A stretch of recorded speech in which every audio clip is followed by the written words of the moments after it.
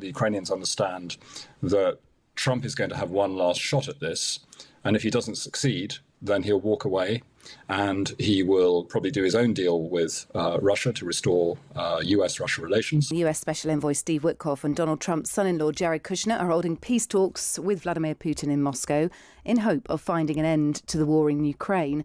The Russian president told reporters earlier that Europe's demands were blocking the peace process and that although he didn't want to fight with Europe, Russia would be ready right now. Here is Putin voiced by one of our producers. They have no peace agenda. They are on the side of war. Even when they claim to introduce changes to Trump's proposal, we can clearly see all these changes are aimed at one thing, to block the entire peace process.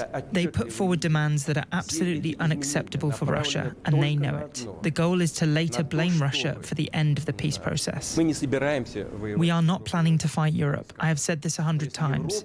But if Europe suddenly decides to wage war against us and starts it, we are ready right now. If Europe chooses to start a war, the situation can very quickly reach a point where there'll be no one left for us to negotiate with. Well, that's Vladimir Putin speaking earlier. Let's speak to John Lough, Head of Foreign Policy at the New Eurasian Strategies and former NATO representative to Russia. John, good evening. Good evening. So, look, the heavyweights are in charge of this, or almost so, if you call Steve Witkoff a heavyweight, better than Donald Trump, perhaps, some may say. Do you expect these talks to go somewhere? Well, first of all, I definitely wouldn't call Steve Witkoff or Jared Kushner heavyweights. They have been entrusted with this negotiation, although they have no real diplomatic experience. The only thing they've done related, I think, to diplomacy, of course, is the Trump's Gaza deal. These are property developers who see this issue in Ukraine, this war in Ukraine, through the prism of territory. And I think this is a big mistake to think that Putin is just after territory. So I do expect this negotiation, if you like, to continue, because they are going to come away with Russia's response to this revised proposal they've taken to Moscow, and they're going to have to take it back to the Ukrainians, and they're also going to have to deal with the Europeans. And I think from that statement this afternoon that Putin made, a rather emotional statement, I actually think that he's worried about what the Europeans are going to do. He's obviously trying to explain to Trump that the Europeans here are the problem and that they stand in the way of any sort of peace deal that would ultimately, of course, ensure that Trump probably gets a Nobel Peace Prize, which you know that he craves greatly. So this process is going to go on, but I do think it's reached a stage where the Ukrainians understand that Trump is going to have one last shot at this, and if he doesn't succeed, then he'll walk away and he will probably do his own deal with Russia to restore US-Russia relations. He would also cut off any further support for Ukraine, particularly intelligence support, and he might not even sell military equipment to the Europeans to keep Ukraine armed. So I think there's this realization that we're entering this critical phase of the war, where the Ukrainians face really a terrible choice. Look, I mean, Marco Rubio, the Secretary of State's been talking in it's turned into a bit of a marathon cabinet meeting at the White House at the moment. He's saying the same things, that actually if Donald Trump was in charge, this war would never have reached the full scale that it has at present, and largely blaming Europe. So Vladimir Putin blaming Europe is nothing new. He is aligned with the United States in that. So there's not, I mean, how much clear blue water is there between the parties? And do we need to say, well, at least Donald Trump is trying to do something about this, where Europe has so far been spectators? No, I don't think you can say that Europe has been a spectator in this. Europe has provided very significant military and economic support to Ukraine to help it fight its corner, to the point where it still holds on to key territory that Russia wishes to have under its control, and effectively is a bargaining chip here. So the Europeans have supported Ukraine's desire throughout for a ceasefire as a prelude to broader negotiations on a peace settlement. And logically, that is the place you should start.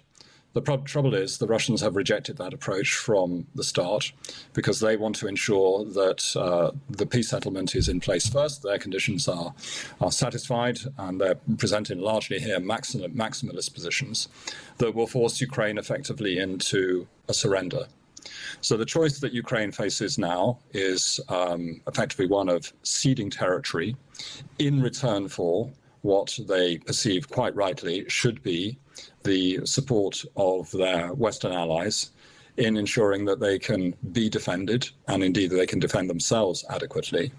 And the difficulty between the Europeans and the Americans is the Europeans, I think, do want to be able to support Ukraine militarily if it came to that point where the Russians violated a deal and tried to get further into Ukraine. Well, they're being told by America, aren't they, that it is now up to them. Yes, America, exactly. The Americans are not prepared to provide that backstop, which would give the Europeans the confidence. So that's what we're stumbling over at the moment. The way around that is probably, and it's a less than perfect arrangement, is to ensure that the Ukrainians are properly supplied and they can train their armed forces and they can benefit from European economic support to the point where that they can sustain armed forces of the size necessary to make it very hard for Russia to have another go. Look, two things I struggle with here.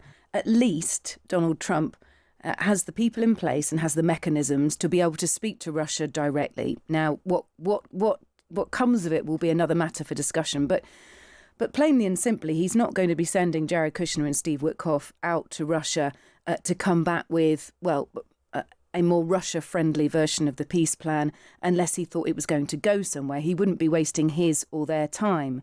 The other side to this is, yes, Europe supports backing Ukraine with military power, but so far, in terms of making a significant difference, over the course of months now, they've been unable to agree releasing frozen assets or the interest payments of frozen Russian assets to be able to support the war in Ukraine. That is a good plan by European nations to use those frozen assets.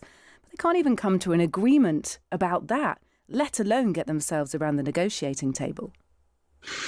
Well, certainly to your last point, it's very disappointing that Europe's not been able to come to a conclusion so far on the use of these frozen assets.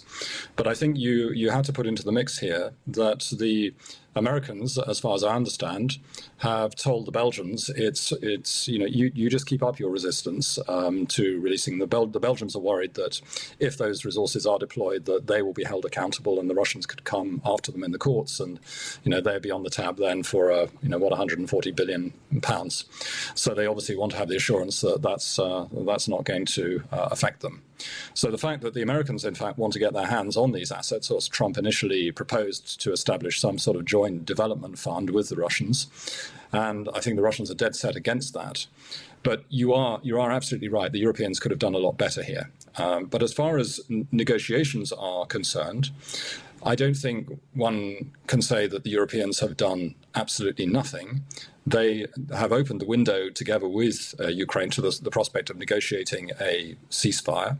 And let's remember there were sort of partial ceasefires negotiated that, of course, went nowhere. Ceasefires in the case of critical infrastructure, energy infrastructure. And so attempts were made.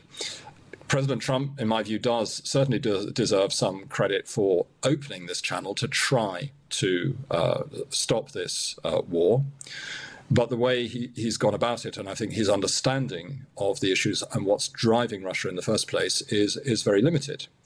And because of, I think, of a reluctance to really get his mind around the complex issues here of what matters for European security, and not just Ukraine, because this war is not simply about Ukraine. It's about Russia's efforts to redefine the European security architecture in line with its priorities and at the expense of smaller countries.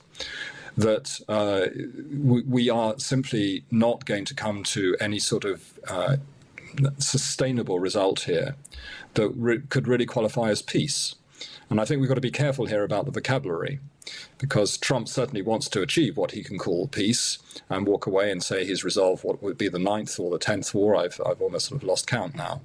But in reality, the Ukrainians, I think, justifiably fear that there'll be something that's called peace, and they refer to it as a bad peace, which will simply be a mechanism that gives Russia the time to regroup and then return to Ukraine to finish off the business that it's been unable to complete so far.